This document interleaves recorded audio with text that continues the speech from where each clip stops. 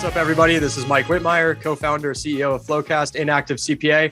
Welcome to Blood, Sweat, and Balance Sheets, the podcast where I talk to entrepreneurs, finance executives, VCs, really whoever I want. And today's a really exciting episode. So we announced, I think it would be a couple of weeks ago at this point, that we closed our Series D round of funding. So we closed $110 million of funding in this round, and that brings our total capital, I don't know if you can believe this or not, to 200 million raised to date, which is sort of a wild milestone to hit. But for today, this got me reflecting a lot on what the last 8 years have been like. And not every round of fundraising was quite as fun as the Series D. So I wanted to bring our board member, investor, advisor, mentor of mine, Rob Meinhardt, on the line to kind of maybe take a trip down memory lane. You've seen the evolution of FloQast from really day one. So we're maybe going to talk through the history of financing here at FloQast and how things have changed over the years. So welcome, Mike, Rob. Excited to have you. Thank you so much. I was just smiling when you were doing the intro, and man, I think last week you asked me to introduce myself at another event. And I introduced myself as the CLO, the Chief Luck Officer, for having been introduced to you and the rest of the guys. And holy crap, can you believe like 200 million in the last round, 110? I mean, I always think about it this way. It's like, that's like doing a deal. Like sales reps do $30,000 deals and we clap, $100,000 deals, we give them a standing O, $1 million a deal, we get super excited. You just closed a $110 million transaction. That's unbelievable when you think about how exciting that is. It's quite the enterprise sale when you if you think about it that way. Yeah, definitely. It's the ultimate enterprise sale. A short sales cycle on it. I think we'd all be happy if we could close.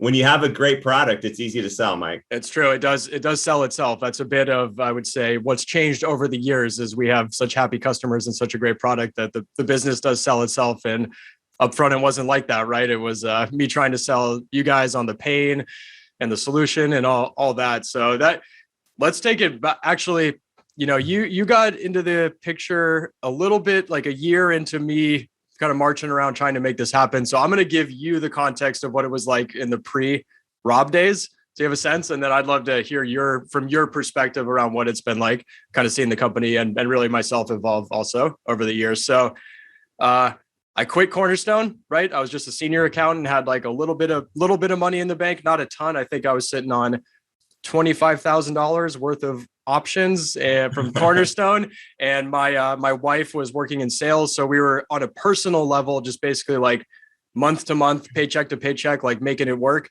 And I had given myself a 6-month deadline to make something happen, and so I quit, went in full bore and started working on it. And that was where met our co-founder, Colin Zanstra, CTO, still big part of FloQast today, and convinced him to build the first version of the product. And with that first 6 months of FloQast, it was like me trying to meet a co-founder and also trying to understand the investment scene and what that looked like in Los Angeles. And I decided a startup accelerator. It's probably the easiest path to go through and maybe would help us get set up for success going forward. And LA doesn't have a ton of accelerators, but I applied to all of them. I applied to like Techstars in Bay Area, Y Combinator, 500 startups, all that good stuff. Amplify was the one in LA, and went down there, met with some of the partners, got to know them a little bit, discussed the business with them. And this has kind of been the recurring theme of fundraising. They said, interesting idea, go do these things, and then we can come back and look at the company from there. So that was get a co-founder, build a product and get a customer, and then come back and pitch the partnership from there. So I did all those things. It took about 5 months. Little behind the scenes trick here. Our first customer was my mom, which made that a lot easier to sell to her company to start using FloQast. But I did those 3 things, went back to Amplify, put on a suit, fully suited up, went down there and did my pitch for all the partners. And like, I remember the last line on the way out, I overheard it. I wasn't supposed to hear it. I overheard it on the way out. Someone goes, sounds like a really niche market. And another guy goes, there are riches and niches. And I just remember thinking, I hope they latch onto that line when making their decision, because niches does not sound great. But they ultimately decided to make the investment. That was our 50 grand, and they gave us a desk at Amplify. We started working from that space. Chris Sluty hopped on as our co-founder, chief product officer today, and basically I was on to trying to sell the product and straight to raising the seed round of funding from there. So it was like get into Amplify. That was a much easier process actually than the seed round and the Series A round, I would say from there. But that was the story of how we got into Amplify, was really me just grinding, following instructions, executing on something and then pitching them, and for some reason believing in a guy wearing a suit, which I thought, in retrospect, I realized it is ridiculous that I showed up to pitch a startup accelerator in a suit. Like I don't even know what they must have thought about me at the time. I can't even picture you in a suit, man. Yeah. So as time goes on, you get a little more confident and maybe don't feel the need to dress up quite as much. And that was the accountant in me as well, wanting to put the suit on and tie and all that. I think I even had a tie on, man. I don't know if you've ever seen me wearing a tie. It's a cool story. I mean, I really, Amplify is interesting. When I was a founder of a company myself, as well as and I didn't go through an incubator, but I always have a lot of I have good feelings about Amplify and incubators like that. And if anyone's never been to Amplify and you live near LA, it's just really cool to go to their site and walk inside and kind of really palpably feel what it's like to be inside of the belly of a startup, a true startup, because there's 5 or 10 different little companies, 2 guys crouched around a table, all starting different businesses. They got their logos hanging up above their table. And, that's where it starts. It's hard and it's scary, but it's an important part of the ecosystem to obviously get started, if you will. Yeah. And that was really my introduction to this world. And it ended up being like very informative for me. So one of the things I learned is that a startup accelerator like that, they raise a fund. So they go out and they convince people to give them, I think it was a $3 million fund that they were managing, like nothing massive. I think it was 3 million. And I believe your fund, Toba Capital, that you were a part of, they were an LP in Amplify. Is that correct? Yes and no. You want to just give the audience like an overview of how Accelerator works and Toba and how how that scene kind of came together? Yeah. So I, at the time, was working as a partner at Toba Capital, which is a family office that does pretty large scale venture investing, hundreds of millions of dollars of venture capital investment to date. And we had a single sole limited partner, Vinny Smith, who was the founder of Quest Software. And he actually had a personal investment, I believe, in Amplify. So it actually wasn't on the books of Toba Capital per se. And I didn't have exposure to it. But one day, Vinny just sent me an email and said, "Hey, I've got this investment in Amplify, and here's a list of their companies. Can you go figure out if any of these are worth taking a look at?" And that's really the genesis of how I got to know you. But before we kind of go down that, I think you asked me to kind of comment on the sort of incubator ecosystem and Amplify. But, there are these different incubators out there in the Bay Area, New York, Austin, Los Angeles, et cetera. And for those who don't know, these are organizations that typically put a little bit of money behind a very small company, maybe 1 or 2 entrepreneurs starting a company together. It's at that point of conception of a startup. And typically they'll put a little bit of money in. Typically, they'll run programs that help entrepreneurs learn more about what it means to start a company. Those might be about product or go-to-market strategy. They might have speakers that come in who are former entrepreneurs. And they try to give people a shot at getting a company started. And then a very small number of those, like anything else, whether you're in acting or starting startups or whatnot, or professional sports, so you got to take a lot of swings at the bat, and a few of them actually make it. So this sort of incubator ecosystem, if you will, is really important for a lot of people. And it's the way they get started. It gives them a little bit of training wheels to get their company going. A lot of people don't have, obviously, a great deal of capital just laying around their personal bank accounts to get things started. So they give them a little bit of capital, a little bit of help, and kind of get them going. That perfectly describes our experience, taking a bet on 2 guys with a beta product and no money and giving us 50 grand to do a little bit with. I mean, you can't do a lot with $50,000, but we spent it as we deemed appropriate, not on salary. I'll tell you that, a couple of marketing initiatives, but it was really them literally placing a bet on us and seeing where this thing went that allowed us to get everything going. And we wouldn't have been introduced to you if we hadn't gotten into it to Amplify. So I really loved at the time how scrappy you guys were. I mean, you talked about how you spent the money, and I remember realizing at the time you weren't spending it on yourselves and you were really trying to build something. And I don't know if you knew this, but I definitely was aware your first customer was your mom. So I thought that was really cute. But yeah, it was cool to see that. And I have to do a quick shout out here. And if I don't, I'm going to get skewered for it. So there's a guy named David Lockshin, you know him, who's the CEO of Trace, which is another Toba company. And David called me up maybe 6 months ago. I'm responsible for you meeting FloQast. I'm like, what are you talking about? Like, I mean, maybe you are, maybe you aren't. I don't really remember. And we were kind of joking around because we're pretty good friends. And he said, well, I remember, I was already a Toba company and I'd been through Amplify, and you called me up and said, who should I meet? And I said, you should meet Mike Whitmire. And so that's probably a true story. Like, I don't really remember that exactly. I remember Amplify sending me a booklet that had like one page on each of their companies. And I remember flipping through it and identifying, two or three that looked interesting and meeting with all three of them. And to tell you the truth, I can't remember the other two. Like, I remember meeting you very clearly, obviously, because of we've built our relationship over the years. But yeah, maybe it was David who said you got to meet Mike. But I seem to remember it slightly differently, in that reading about FloQast was really I know it was coming home for me because of a problem that I'd seen firsthand after my company was acquired by Dell, and seeing pretty archaic process for a really extremely well-run company for how they closed the books. And I've told the story how my controller slash departmental CFO, if you will, was a guy named Mike Sugden from Dell. And he flew out the first time we had to close the books officially as part of a public company. Kid you not, he had a 600-row spreadsheet. He flew out from Austin to Mountain View, California.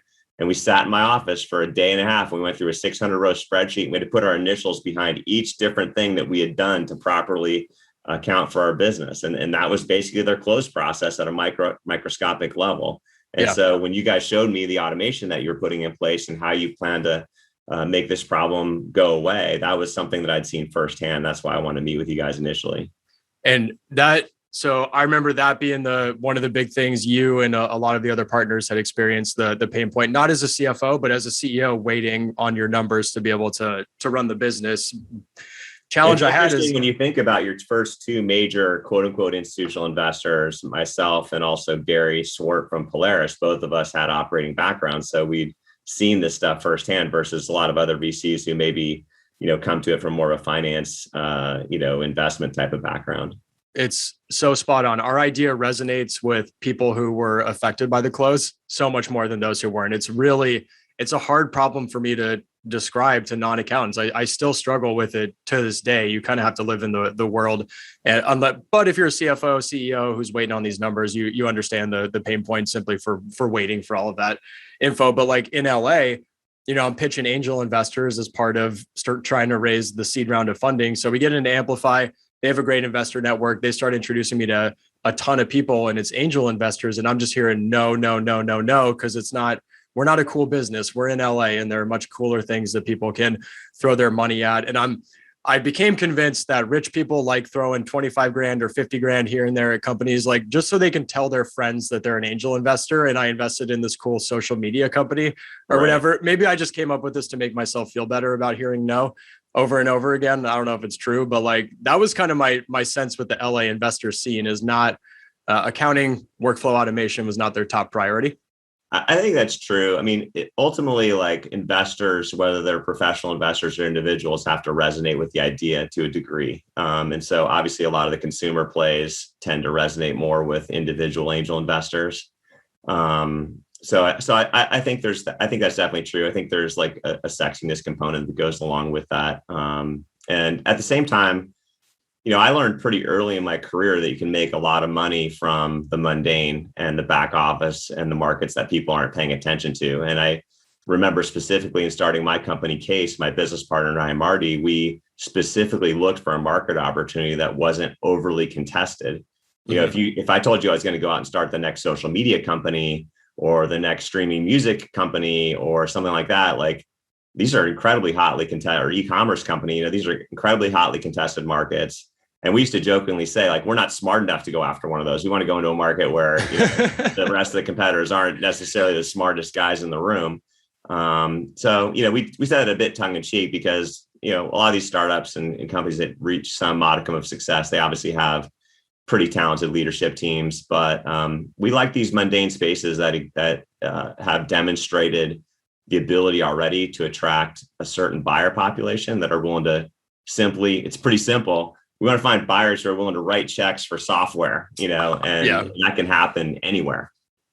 Well, I could not agree more. And I learned it firsthand at Cornerstone. We did not sell sexy SaaS solutions. It was like for HR management, and that worked well. And that stuff, it makes money. So it was, awesome that folks like yourself understood that, but not many other people in LA did. So I struggled through that round of funding, man. And it was me like getting commitments of 25K here, 50K there. The first two people to agree to give me money were actually Cornerstone executives who I hassled as an accountant. Like this is, I bugged them every month for information and they ended up cutting us a check for some reason. And they were probably paying you 25K just to stop leaving them a voicemail. Maybe. Yeah. It was, man, it was bad. I pestered them nonstop, but they helped get it going. And, once you get a little bit of money, you can say, oh, I have commitments. And from there, I started rolling. And I think I had gotten to about $250,000 committed to the round. I was trying to raise 500,000 was what we were going for. And right around then was when I got introduced to you and we started that cycle. So,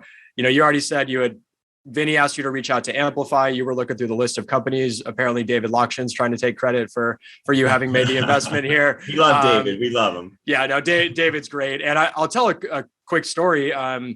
If that is true, he's not the only fellow Amplify CEO who helped us out as well. We had one of the really interesting things about being at Amplify was because of my accounting background, like I know a decent amount about business. So I would start talking to these guys about business and they're engineers and product focused people and not thinking about like operations and what it's like to do all this stuff. So I would chat with them and they would come away like pretty appreciative of my operating knowledge and what a business looks like. And it's sort of like, whoa, oh, he knows what he's talking about.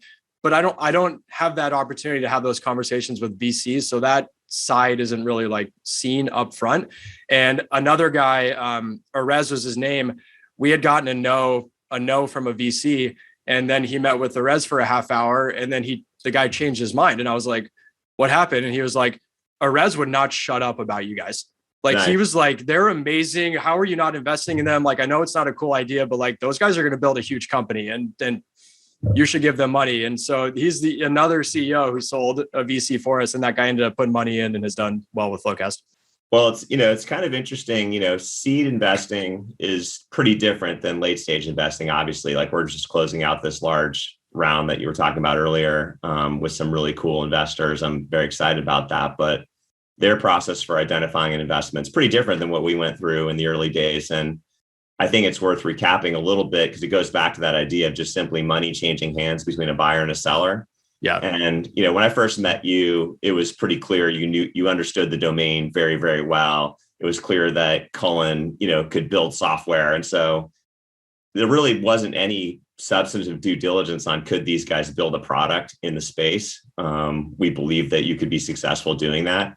But if you remember what you and I did is I invited you up to San Francisco and we went and visited 7 or 10 different CFOs in the Valley who I knew. I just called in some favors and we literally went customer to customer and gave cold pitches of the software. And if I'm not mistaken, keep me honest, I think of the first 10 customers we visited, I think 2 of them ended up on the cap table as investors. They wanted to invest in the company. I think roughly half of them were interested in getting into a sales process with the company. And for me, that was like I'm pretty sure that was the highest amplitude reaction I've ever seen in any seed level company I've taken a look at, from the actual customer that you would be selling to getting excited about it right out of the gate. That was what really sold me on the opportunity. And so then after that, to this 250K net you were trying to raise, I remember this really clearly sitting in this exact office.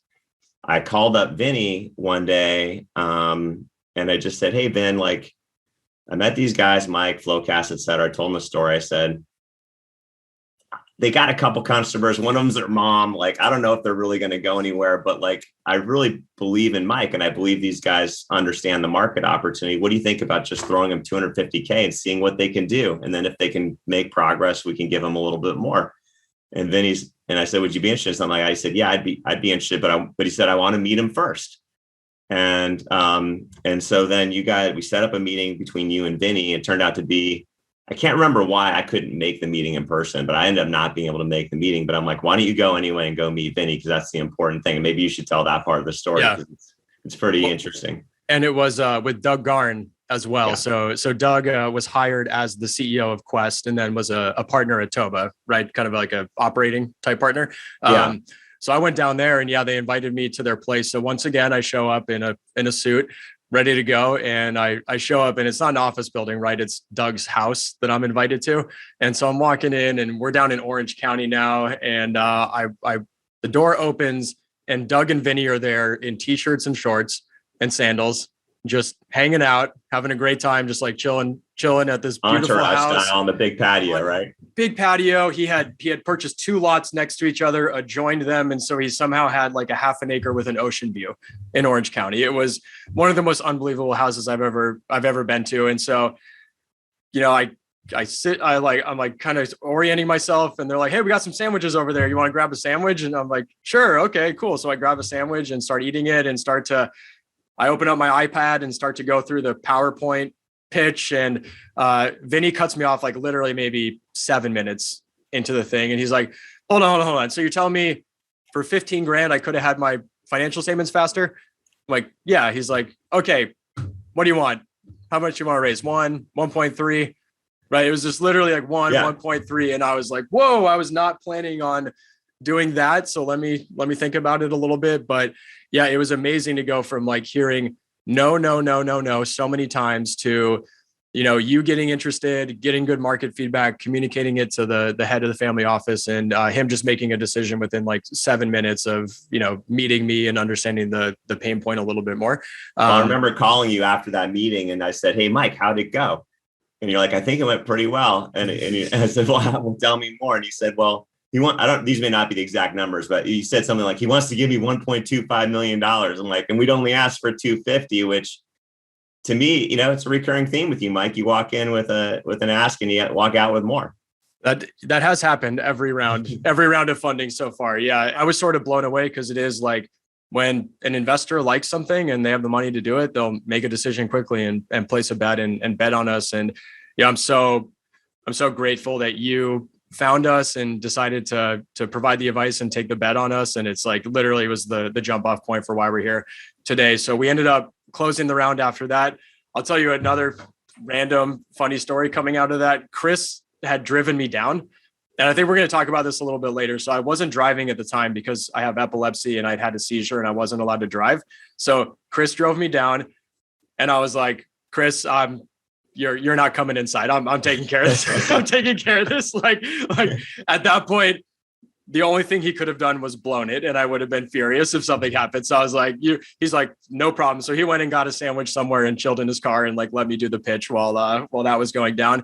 And then I got the yes from Vinny, and then Vinny and Doug and I are just hanging out, just kind of talking. And I had to go to the bathroom so bad, but the bathroom was right there, and I was being super awkward and like didn't want to go to the bathroom with them. Right. I don't know why I was being weird. So I leave, and I'm like, Chris, I hop in the car. I'm like, "Chris, just like drive." He offered 1.3. Like we could just let's get out of here before they change their mind and and let's get this thing signed. And but anyway, so I get basically a verbal offer to close the seed round at 1.3 million, and then proceed to go to the bathroom in a porta potty like a mile away. Well, I thought you were going to say you peed in his front yard. I mean, that's you know. It was close, man. But yeah, Chris made the joke. He's like, "How many people get a term sheet for 1.3 and then hit a porta potty immediately after that situation?" But there we were. So we closed it. That was awesome. It was a really smooth cycle from there. My introduction to like lawyers and how to do all that stuff formally and go through that process. I will say you negotiate high level terms, and then you kick it off to the lawyers to prepare the documents and go from there. So for anyone who's entering this world, if you're scared about legal dynamics or whatever, find a good lawyer. I have a great referral, and they will handle all that stuff for you. All right. So then we closed the seed round, and with that, we started working on the new product, because you and I had a conversation ahead of time that we liked the problem still, but we didn't think we had built the solution the right way. You threw it away on me. So we totally scrapped it. But in my defense, I gave you that heads up before any fundraising or anything like that, because I wanted to kick things off on the right foot. That didn't scare me at all, because like at Case, we literally threw away the first version of our product too. So I'd been familiar with that. I mean, it actually, to me, it's actually a good sign, you know, that you guys can make hard decisions and backtrack on wrong decisions. And like I said, we never had a doubt you could build the right product. Yeah. In hindsight, that was a terrifying call for me to make, but it's so cool that you were in alignment and thought we made the right decision. And so we took that money, and it was all of a sudden, I'm sure I was giving you silly revenue projections and we're going to do this and everything. And it was like, actually, we're going to not book any revenue for a year because we have to build this product and it's more complicated than the first version that we had built. So hired a few engineers, got going from there. We got the little house that we were working out of with that. And then we started. So it was November 2014 at this point. We then sold a couple customers on the new version of the solution and then started going to market from there. Things were going well. And I wanted to hire a little bit more aggressively. So we started talking about an incremental round of funding. And I think it was to add like $500,000 to the cap table, something like that, to help us expand more.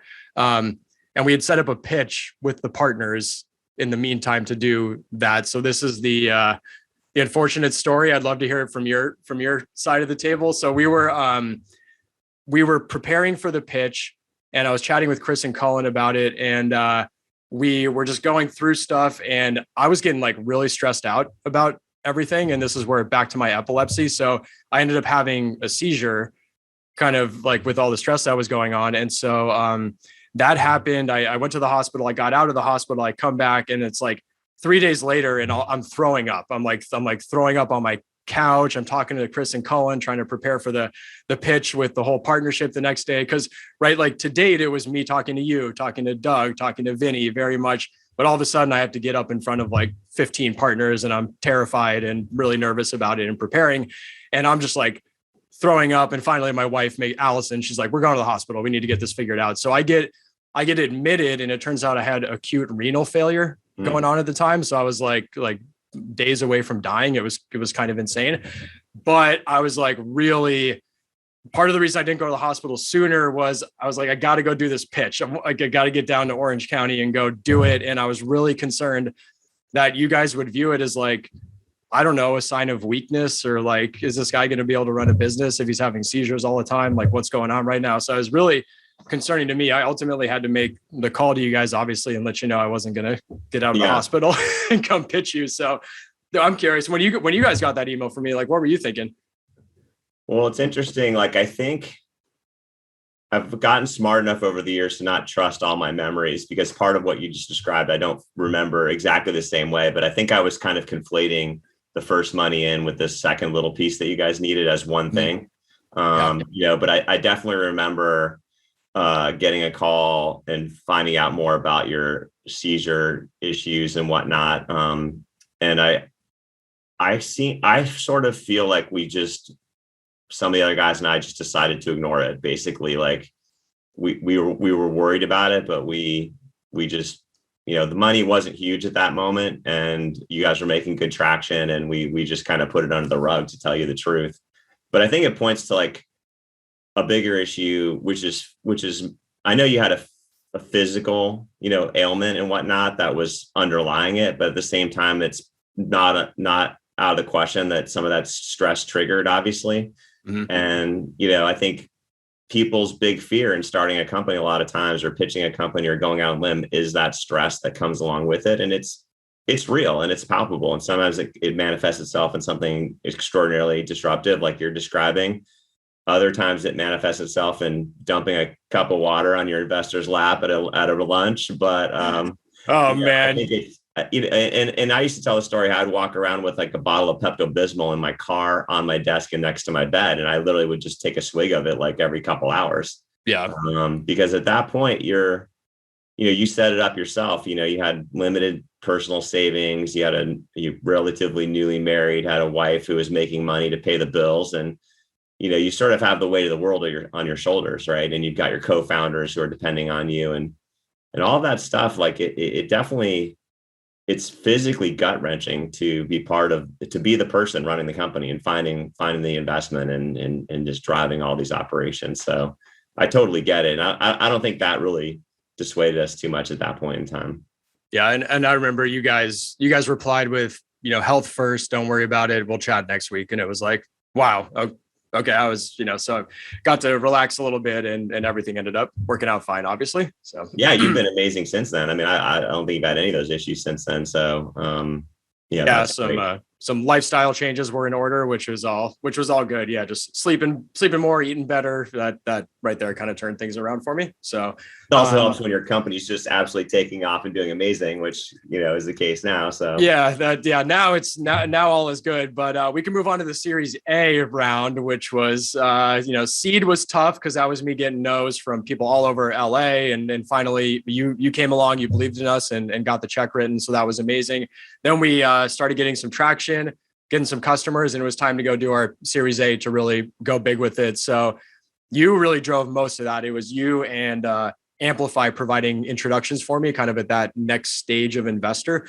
So for those who aren't familiar with the scene, what kind of happens is you'll get your first investor and they'll know that next rung up of investors. At least this is what the good investors will do. They'll know the next rung up, and they try to help you be successful. So they introduce you to your friends, to their friends. They help you pitch the business, get people excited about it, and are trying to help you raise that next round, honestly. So like Paul Brico at Amplify, amazing job doing that for us and getting us in front of people like you and some of the other investors. And then you were so good at it, man. Like best person I've worked with so far. So you want to just tell the story, like from your perspective? So for me, like the Series A was sort of from where I was sitting different than you, is like was the most difficult or trying time for the company that I was closely aligned with or part of. And it was, we were like, I kind of had, and Vinny's philosophy, I think, was the same as mine, which was the same. In one sense, we wanted to help you, but we also, this is your time to prove yourself and to prove that you can sell it to another investor, and that's kind of how it works, right?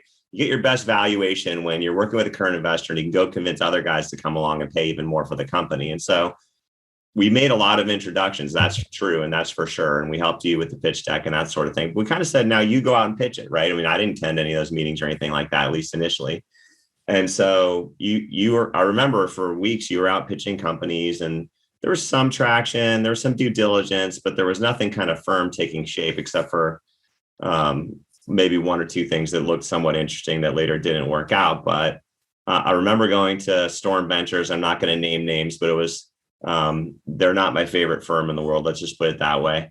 And we'll bleep that name out. Yeah. Oh no, you froze. Are you still there?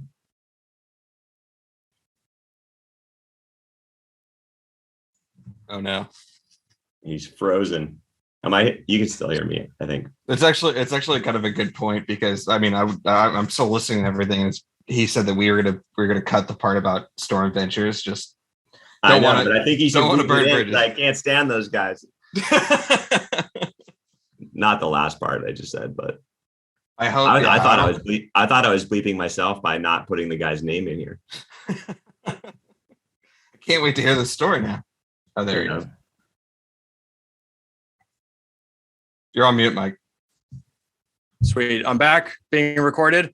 We got you back. We're bleeping Storm Ventures, but I think you should leave it in. Yeah. All right. Well, sorry for the drop off. So, okay, we were chatting about one of your least favorite funds. Keep going. So you called me up one day. You said, I finally found the guy. He's going to make the investment. Can you come along and help me do the final meeting, is how I remember. And we went and pitched the company, and it became pretty clear they had no intention of investing. They were just yanking your chain. And I remember, I've told you this story 100 times and you remember it too. We were driving back down Sand Hill Road, we came out of the meeting, got in the car. I said, Mike, don't say anything. Let's just drive for a second. We drove out onto Sand Hill Road. And I said something then that I can repeat now and meant it then and mean it now. I said, Mike, don't let these guys get to you. I said, Mike, that guy that we just met with, you've accomplished more so far in your career than that person will ever accomplish in their entire career. Yeah, they're a big time investor. They put money behind this company and that, but they've never built something. They've never taken the risk that you've taken, and don't let them get to you. And I remember saying that, and we just kind of like hugged it out and kept going. And then we went back to the office and we started rewriting the deck and reconstituting a new list of potential investors. And, my recollection is the deck got stronger. And the way I introduce people to investors also is I kind of save the best for last and kind of work up towards the better investors, because some practice before the big. Yeah, you got to practice a little bit. You're going to have some bumps in the road. And so I remember calling Gary Swart and saying, Gary, this is the coolest company I've come into contact with in my career. That you need to do this deal. You need to check it out. And he got involved with the company, took a look, did his due diligence.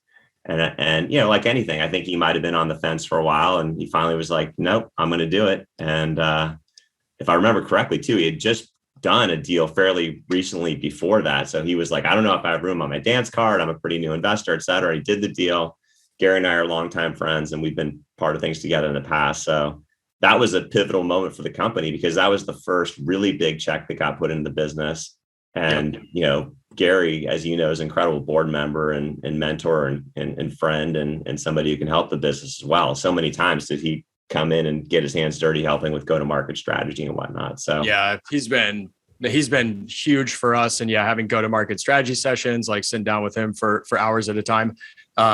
And that speech you gave me, like, literal life-changing moment, man. It was like, you know what? He's totally right. And part of why I love working with you is you've actually done this stuff before and you get it. And I don't mean any disrespect, but like, if people haven't run a company before, they just don't get it. And I'll never forget, we had, after one of the board meetings, had a couple of the guys over to my place, and Chris and Colin and I were talking about how the next day we had some HR issue that we had to deal with. And then we had something else with the product and they're just like, you have to do all that stuff. And it's like, yeah, like being an entrepreneur isn't just board meetings. It's running an entire company, and to not like appreciate the nuances, it's really hard. So working with you, working with Gary, you guys get it. You've had to have difficult conversations. You've lost deals. You've won big deals. You've had the ups and downs. It's just like so much more beneficial for us. And that was like, helping rework the deck, tell a better story, get in front of Gary, get in front of the right people, and him being an operator, I feel like it resonated. And then I just found out, what was it, last week, that he actually said yes to us and no to another investment, which was like the best thing possible, because now Ken Sims is the CRO of FloQast. Oh yeah, I hadn't heard that story till recently either, but that's pretty cool. And I kind of view those years, the A round and the B round, which we can talk about in a second, is like, if you think about that era, that was like really pivotal times in terms of trying to figure out the go-to-market strategy. Like, you had a vision of how you wanted to build the sales team and drive lead gen and this sort of thing. And we were supportive of that, but we never we initially didn't get all the kinks worked out, and so it took a while. That was there's a lot of time in that period, like just under the hood, trying to figure out how to like grow the business in an efficient manner. Yeah. I mean, I had never run a sales org before or anything like that, but it's having detailed conversations around comp structuring, and here's how you have a conversation around getting promoted, or we're going to raise your quota. Here's your territory assignment. It's just a lot of nuances to learn. And so having the right board member and mentors around is super important. Series B, very different experience. So I had some inbound interest from a couple firms, and then I really liked a couple of the funds, really liked some of the offers. And then we were introduced late to Insight Ventures. And that was actually a Vinny connection as well. So he's connected over at Insight. And so they reached out late in the process and came in and got up to speed really quickly. And so the A round, right, was 6 months of me grinding, hearing a lot of no's and trying to figure it out. The B round was like, we were just hanging out, closing business, building product. We had plenty of money. We weren't looking to fundraise at all. And then we were getting hit proactively with interest. And then I think that's the first time I kind of realized, like, okay, here's the game, and played it a little bit, because I had a little more power in the situation as having multiple offers. So I'm curious, from your angle, like, that was one where it really was sort of everything ran through me, and it was a lot of like, it just kind of happened. So from your perspective, like, what was that like watching? I mean, that one, that was a turning point for the company, obviously, where things got a little bit easier on the fundraising side. And that's partially because you had a much bigger book of business, larger number of customers and ARR.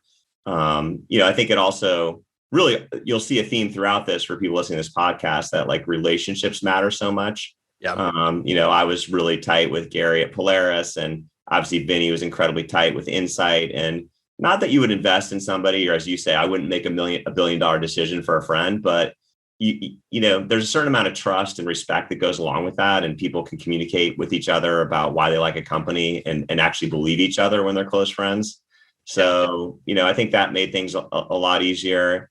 And, honestly, I was excited that you were running on your own. I mean, that's what you want as an investor, to see your CEO, kicking ass and taking names all over the place. And we've talked, we don't need to dwell on this so much, but like, you came into starting FloQast as a brand new first time CEO, and now you're a pedigreed, experienced, somebody would want you to speak at a CEO conference, like, what's going on. So it's just all part of the journey. And it was in that period of time where you're sort of trying to get escape velocity and kind of a breakout business model. And so it was just part of to me, that was just the working years, if you will, for FloQast, or they were still in them, but it was a period of time where it was just heads down work.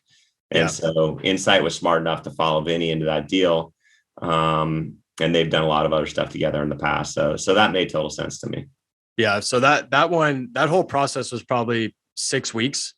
I would say, like, kind of start to finish. So very, very unlike the other rounds. And we took that capital, built some more products, kept growing and kept selling. And then it was Series C time. So tell me. That was another opportunity. That was in another way, a little bit of an opportunistic deal, at least as I remembered. I was at a 49ers football game. I'd been invited by City National Bank or someone like that. I think it was Rod Werner, and we were sitting in our seats, and turned out Sean Jacobson was right behind me, who I knew because I'd taken money from Norwest when I ran my company. And Sean asked a really smart question. He said, "What's the coolest thing you're working on right now?" And I said, "The coolest company I'm working on now is the same one as the coolest company I've ever worked on, and that's FloQast." And he had heard of you, obviously, because you guys knew each other. Yep. He's like, "Can I put money in?" I'm like, "We're not really raising money. I doubt it. I don't know." But he's like, "I'm going to call Mike on Monday." Yep. And so Sean, I had a bit of a relationship with him. We were both at Cornerstone. He had a much cooler job than I did at Cornerstone. He was running business development and I was a senior accountant. But he passed on a couple rounds early. And then the Series C was, to your point on the relationship side, I'd gotten pretty good about maintaining relationships with the venture community. And it was really about trying to kind of set the stage for the next round of funding. So having pretty regular check-ins with people. And the conversations were, we were going to go out and raise our Series C in Q1 of 2020.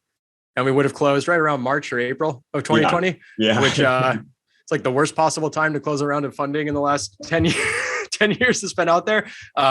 So I was keeping those relationships, had the list of folks that I knew we'd want to go pitch during the fundraising cycle. But really, Norwest, such a great firm. And I've heard you say nothing but great things about working with Norwest. I've known Sean, had a great relationship with him. And so in Q4 of 2019, I was sort of like, "Hey man, we're going to go raise in Q1, but like, I'd love to work with you if you're open to paying fair market value of what will be in Q1. If assuming execution, like, you can just do the round now and let's move on with our lives and let us go back to building the business." And that worked perfectly. And so Sean cut the round off. He gave us a term sheet preemptively. I didn't take the deal to market or anything like that. And we ended up signing with Norwest. And then COVID hit 3 months later. And I was so glad that happened at the time, because we literally would have like run out of cash in April of 2020. And the fundraising market, it got really hot, but that was in like July or August. Totally. I mean, it would have been really, really scary to be going into COVID without a huge balance sheet. So it was, God looked down on us, if you will. And that round was notable to me for, I think, maybe 3 cool things happened in that round for me. One is, you talked about Insight and you doing the round on your own. And I think the same was true here at Norwest, aside from like me kind of rekindling the Sean thing by virtue of being at a football game, which isn't super hard work. But like, I remember you invited me to go to the pitch for Norwest because I had an existing relationship with the team there, having, been one of their successful entrepreneurs. And I remember going to that and literally didn't have to say a word. I knew all the guys and gals who were working there, a lot of the team that was there that was listening to the pitch. And it was just so gratifying to see you absolutely kick ass in the partner meeting and do an amazing job and realize that, like, this guy's taking flight, like he's on his own. That was really fun.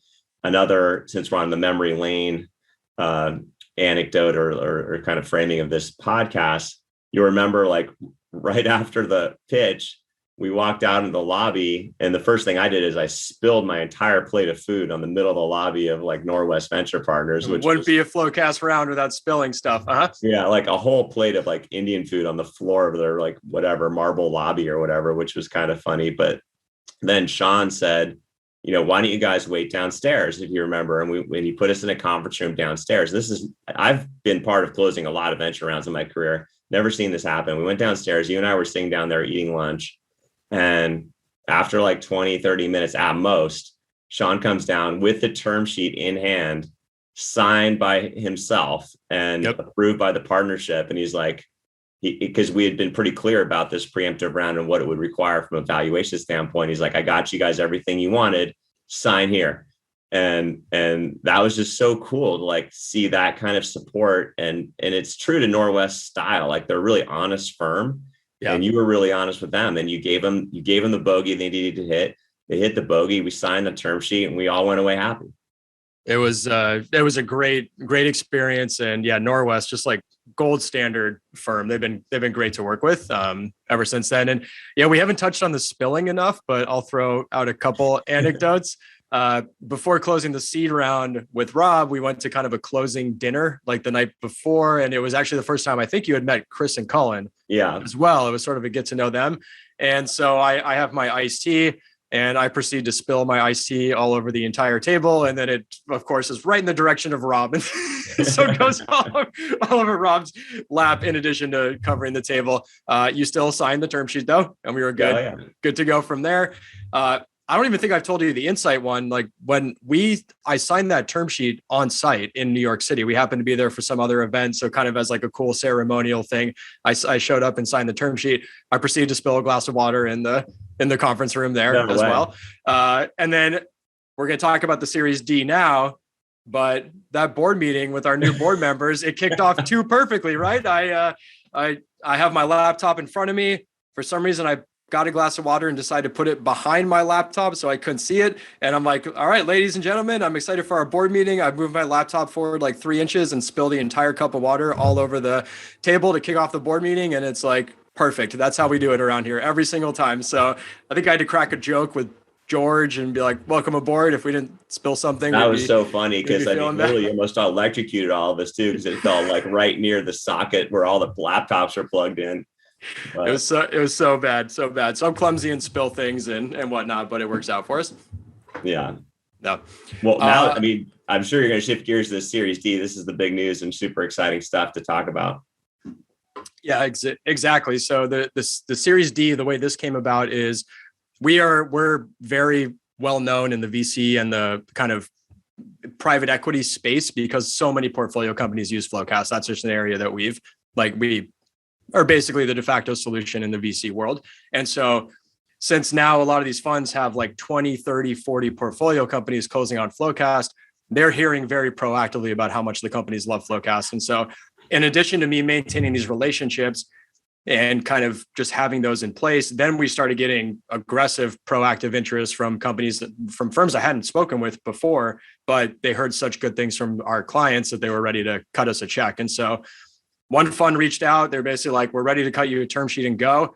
I was like, all right, I know a lot of other people and I'd like to chat with them as well. And then also we have a private equity partnership side, and I wanted to, in the spirit of maintaining relationships, not just sign a term sheet without even talking to them about it. So pitched quite a few people. But yeah, that was another one where a lot of interest. I got a cycle going really quickly. I didn't like hand the deal to any one person. I wanted to see what the market was like and figure out valuation, how clean terms can we get, who's the board member, who's the fund, all this good stuff. So we ran a full cycle. I was grinding for like 6 weeks, man. That was like just learning everything I could about this. And we ultimately had, I think it was 5 term sheets at the end. And then, so we were in a fortunate position where it was picking who we wanted to work with. And this is the most time I've spent doing reference checks and reference calls. All of a sudden I'm doing reference calls with CEOs talking about what it's been like working with this fund. And that was a big turn of events, a really, really interesting spot to find ourselves in. And I relied heavily on the feedback from our current investors, from the board, from you around who we should work with. And we ultimately chose George Bischoff and Meritech Capital to lead the round of funding and for him to join the board. And I think goes back to a consistent theme with FloQast investors and board is great people, great reputations, just like really nice and good people to work with who just have utmost integrity with what they do. And so it's been George and Meritech. I've like never heard more positive rave reviews about a fund than I heard about them. And also another thing, I kind of had, our goal is to go public. We want to become a public company. And when you look at their portfolio companies, half of them go public. And I'm like, all right, that's a fund I want to associate myself with, and great partner, great firm. And so we decided to sign it and go with them from there. But I'm sure you had discussions with Meritech in the background, right? A little bit. I mean, I knew George because he was on the investment team at FloQast Ventures that invested late stage mezzanine round for Case Networks, where I was CEO. So I knew George from that period of time. And so, yeah, I did do a call with George. I had the same attitude as you, I guess, not surprisingly, because we work together so closely. But I mean, you really want to work with people of incredibly high integrity. And I'm not saying people we passed on don't have high integrity, but there was a high positive signal, with George and his team at Meritech. And they're not necessarily the most household name of investing, but they're a gold standard of late stage investing among people who understand what late stage investing is about. And George is just a terrific guy. So, it was really cool to see everybody around the table having a really strong consensus around who they wanted to add to the party, if you will.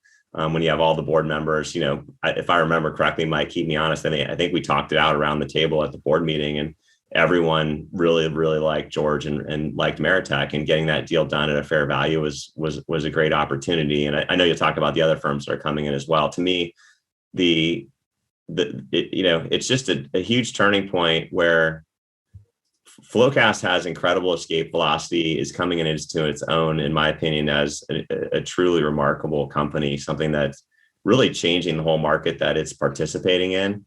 And that's attracting these gold standard type of investors. And the round you put together, not just the dollars, honestly, but the people and the funds is incredible. I'd love you to talk.